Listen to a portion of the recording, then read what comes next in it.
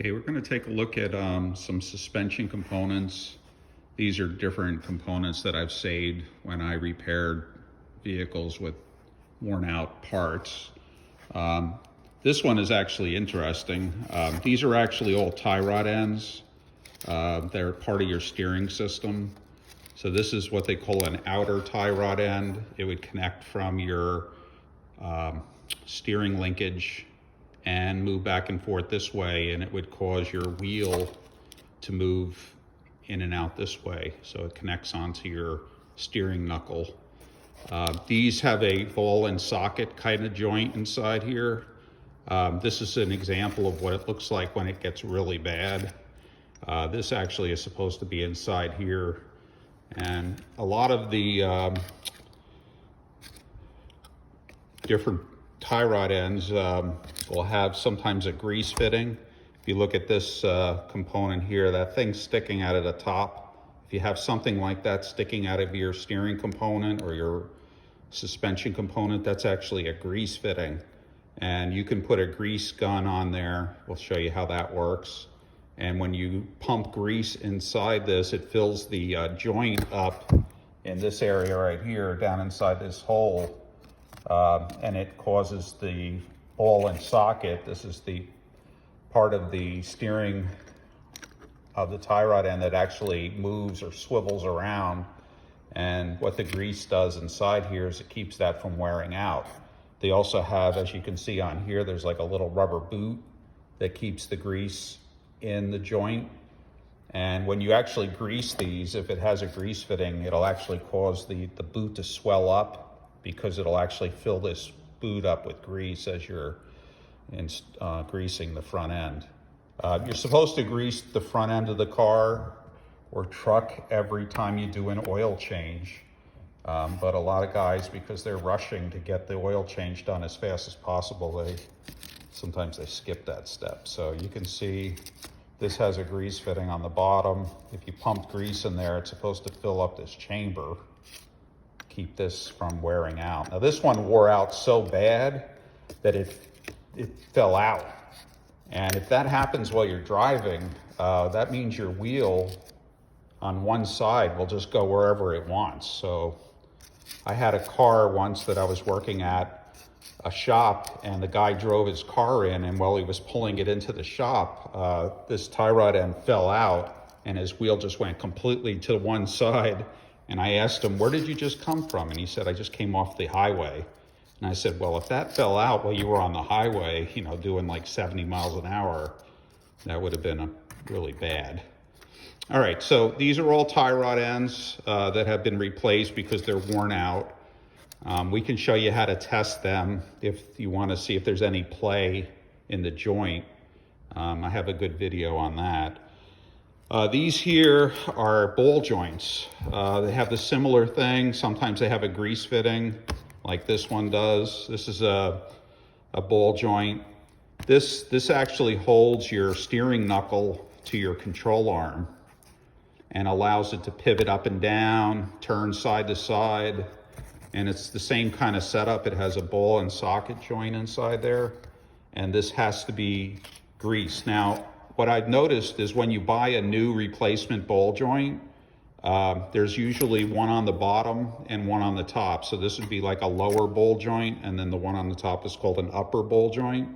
A lot of times the new part that you put in doesn't have a grease fitting. There is no hole for a grease fitting. So they actually, like this one has no grease fitting. Basically what they do is they put grease in it when they put it together at the factory, and then they seal it up, and there's no way to pump new grease into it. So they're kind of not serviceable. So when you buy a new ball joint, you can look at it before you buy it and see if it has a fitting in it. If it doesn't, that means it has a limited life expectancy because you can't pump grease into it. All right, so those are ball joints. Sometimes the ball joint, you have to buy it like this. You have to buy this whole arm. So you can see it'll get expensive. This one's a sealed one. There's no grease fitting on it. But I saved this because this one went bad, and the only way you could buy it is you had to buy this whole arm with it, and that can get more expensive. This is another, yeah, we got lots of tie rod ends. They go bad a lot. So we got ball joints, upper and lower. We have tie rod ends, outer tie rod end. There's also an inner tie rod end. Looks a little different. I don't have one here to show you. Oh, actually, this is an inner tie rod. So what this would do is the outer tie rod end is threaded. It would thread on the end of that. And then the inner tie rod end is inside the steering rack, which is part of your rack and pinion steering. And this little joint that's inside here, that has no way of greasing that. So this can go bad and have play in this end. So this is what we call an inner tie rod end. This would be your outer tie rod end.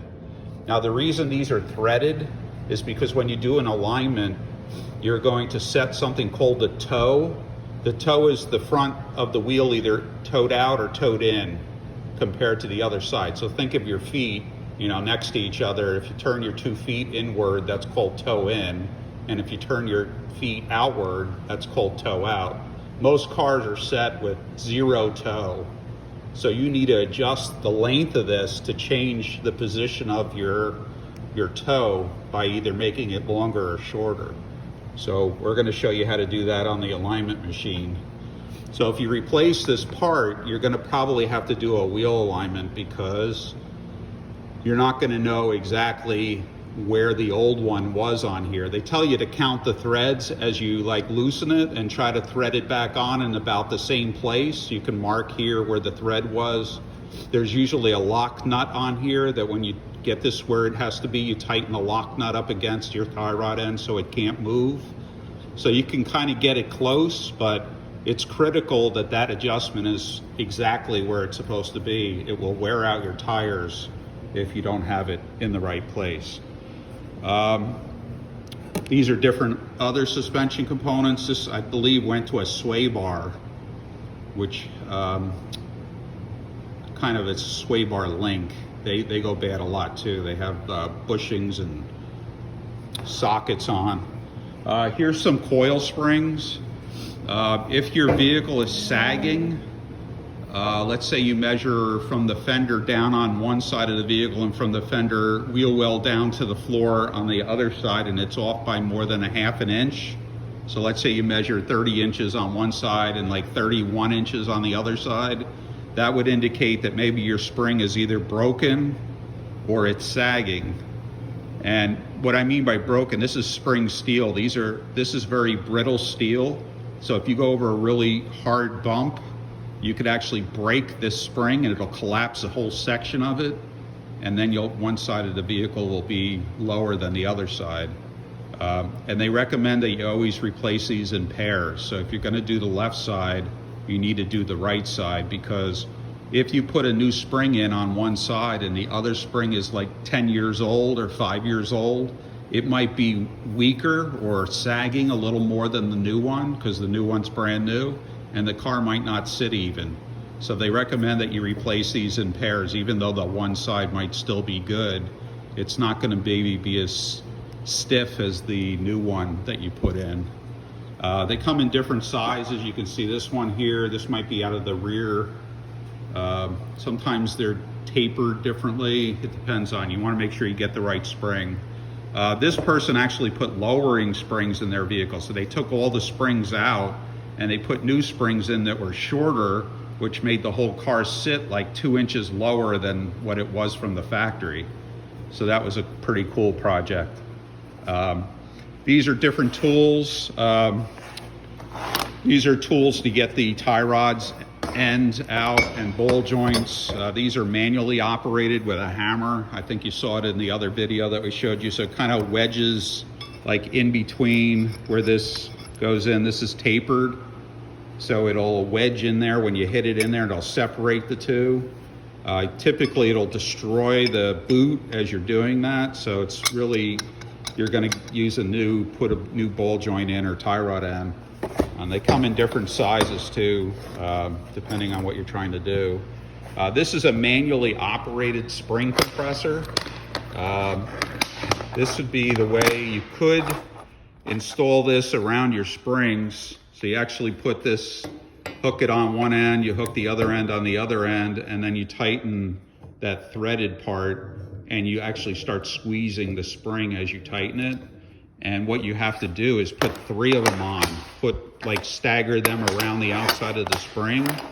So as you tighten it, obviously if you put it on one side, let's say we put this on here and we start tightening it, it's going to cause it to just squeeze one side of the spring.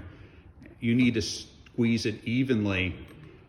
So you'd put one here, and then one on the other side, and that would allow you to tighten them up kind of in sequence, and that would allow it to squeeze gradually. Now it takes a long time because you've got to turn each of these nuts a little at a time to bring it down straight. This is an example of a strut. It's actually part of the suspension in the front of the vehicle. So we can take a look at this. This bolts to your steering knuckle down at the bottom. There's 2 big bolts that hold that in. We're going to show you taking one of these out. Up on the top, you have 3 bolts that bolted up into the strut tower. These 3 studs that you see. And then underneath this cover here, if we pop this off, there's another nut down in there. Now the problem is, if you don't know what you're doing and you take this nut off here, this is holding this thing together. So with this spring in between the top support and the bottom part of the strut, this spring is under tension. It's getting squished right now. So if you take this nut off, I can show you some video that's on YouTube of somebody taking that nut off without compressing the spring first, and the thing goes like shooting across the shop. It actually can be kind of dangerous. So we're going to show you the right way. So 2 options. Option 1 would be, well, you have 3 options. Option 1 would be use these 3 spring compressors around the outside of this and then start tightening them up evenly until it squeezes enough that it takes the tension off the spring. And then you can take this nut off and take the top support off, slide the old strut out, get the new strut, stick it into the old spring if the spring is still good, and put the nut on, and then unthread your spring compressors one at a time. You can loosen them up kind of gradually and it'll kind of expand. So that's option 1, is to use these, which is not really the best way to go because it takes a while. This option 2 would be, you can buy a strut with a spring on it. So you can actually buy this whole assembly put together with a spring. It costs a lot more. And if you want to save money and your springs are okay, you can just get the strut, which is actually the shock absorber part in the center, and reuse the spring. So if you go that way, you're going to have to do option 3. Option 1, again, was these individual spring compressors. Option 2 was to buy the whole thing, which is going to get fairly expensive. And option 3, we have outside here a spring compressor on the wall. We're going to show you how to use this here. This is actually, this tool here, you actually put the spring inside it, or you put the whole strut inside it. And then as you tighten this up on the top, it causes this to come down, and it squeezes the whole thing all at one time. And then you can take that nut off and replace just the strut. And then you stick the new strut in there, put the nut on, tighten it, unthread your compressor, and then you can reinstall it in the vehicle. So that's the way to go. If you have that tool in a shop, a lot of shops that do struts will buy that tool. So it makes it a lot easier for you to service the strut, save the customer money because you don't have to charge them for the whole thing. You just charge them for the strut without the spring. All right, so I just wanted to show you some of those. These are some of the different components.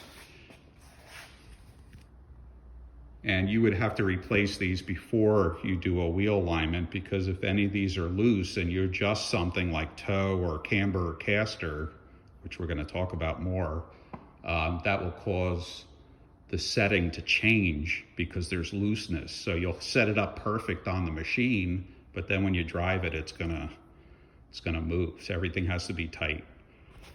All right, so that's it for now.